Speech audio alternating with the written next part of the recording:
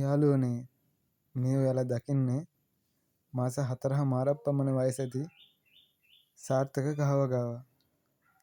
ඉතින් ඔයාලත් මේ වගේ වගාවන් ගැන විස්තර දැනගන්න කැමති නම් මාත් එක්ක දිගටම එකතු වෙලා ඉන්න. මම GMD Agro. එහෙනම් යාළුවනේ අපි බලමු මේ වගේ සාර්ථක වගාවක් කරගන්නේ කොහොමද කියලා.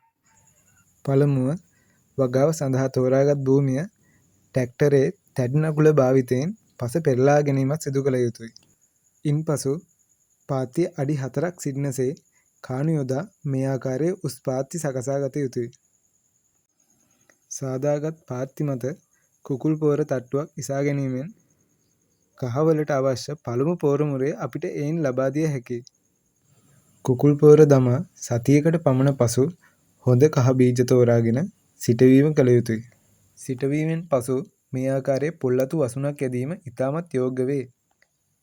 කහ පැල පැලවේ මාස 1.5-2ක් ගිය පසු ශේෂ්ත්‍රයේ ඇති වල් පැලෑටි ඉවත් කර පළවෙනි පෝර මුරය දැමීම සඳහා සූදානම් විය යුතුයි.